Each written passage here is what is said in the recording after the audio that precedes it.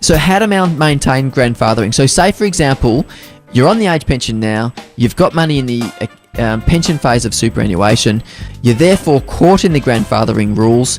So how do you make sure that you don't, in the future, after the 1st of January, exclude yourself from grandfathering? So stop that grandfathering applying.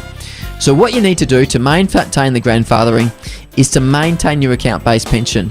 So don't close it, don't roll it over to another account, don't reboot it. Reboot it means combine it with another superannuation account, because then it changes the account and it will be then exempt, then it will be caught under the new deeming rules. So you can't really change your account, you can't change product providers.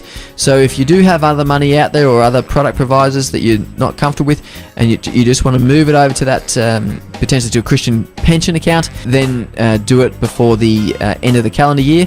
Otherwise, there's going to be a disincentive for you to move in the new from the 1st of January 2015. You also, if you want to maintain your access to the old rules under the grandfathering rules, you need to continue to qualify for income support. And in most cases, we're talking about the age pension here.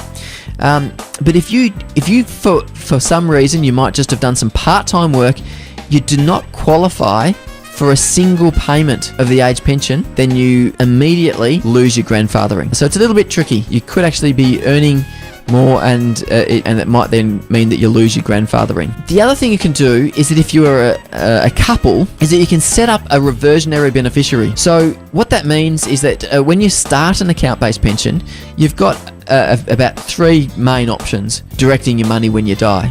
So say, for example, we're talking about Margaret. She's got $300,000 in an account-based pension. When she started that pension, she had the option to set up a reversionary beneficiary.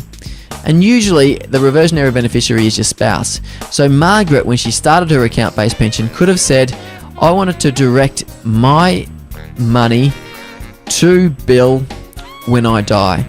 And if that's the case, and it's set up as a reversionary beneficiary, it will automatically go to Bill on Margaret's death. If you do have that set up, then there's no change to the account.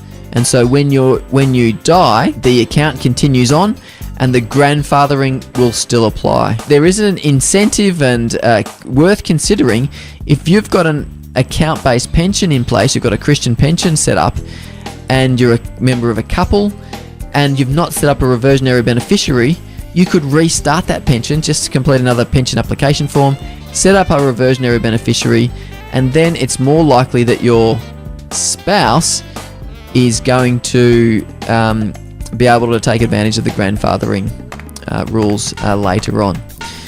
The other couple of options are a binding nomination. So you can say, rather than a reversionary beneficiary, a binding nomination, which means that the Christian Super, the trustee, needs to direct it to who you specify, and generally it's your spouse.